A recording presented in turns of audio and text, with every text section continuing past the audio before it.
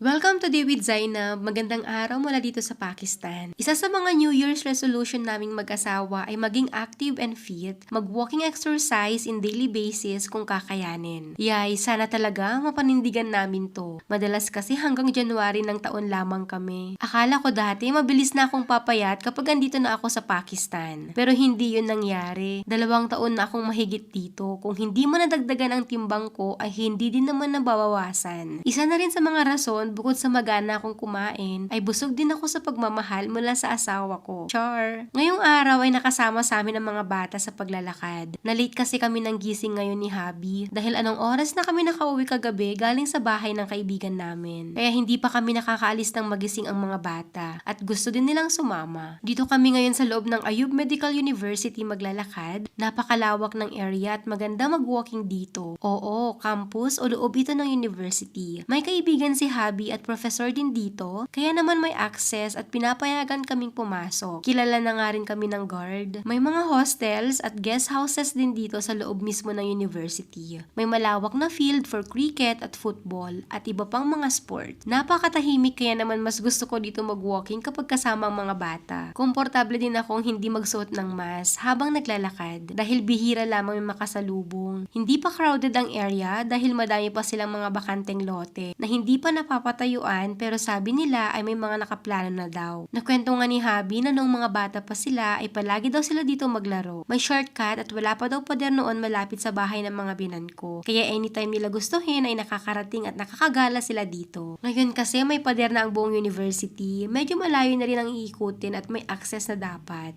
Gusto nga ni na kuya at bunso magbisikleta sa susunod. Pero itatanong muna namin kung pwede ba yun. Wala kasi ako nakikita nagbibisikleta dito sa loob. Kahit pa yung mga bata na anak ng mga doktor at ibang staff na nakatira din dito dahil may mga provided na accommodations para sa kanila. Nakailang ikot na rin kami. Mabuti naman at hindi pa nagrereklamo si kuya na pagod na at masakit na ang mga paa. Wala din kaming dalang tubig pero ayos lang at wala pa namang nauuhaw sa amin. Nagsisi pa nga ako dahil bakit ngayon lang kami sinipag mag-asawa maglakad-lakad samantalang napakalapit lamang ng mga area na katulad nito sa amin. Sana lang talaga ay magtuloy-tuloy na ang kasipagan. Pauwi na nga kami pero nag-decide si Habi na dumiretso sa mga binan ko at doon na lamang magla-lunch. Pumayag naman kaming lahat at sabi ko nga na mag-book na siya ng in-drive para sumakay ng mga bata dahil gusto kong lakarin na lamang papunta sa mga binan ko. Wala pa namang 30 minutes ang layo kung tutuusin pero himala at gusto din ni na kuya at bunso na maglakad na lamang. Unang beses nga namin itong mararanasan. In fairness, kahit nakarating na kami sa street ng bahay ng mga binan ko ay walang reklamo ang kuya. Sa bagay, sasagutin ko talaga siyang ginusto niya din ito. Si bunso ay super active pa rin, mashallah. Tumatakbo pa siya at nauna nang makarating sa gate. Nagulat pa nga sila na bigla na lamang kaming dumating. Sumalubong at yumakap nga kaagad sa akin ang aming prinsesang sina Jaf Izara. Hanggang sa muli, Allah Hafiz!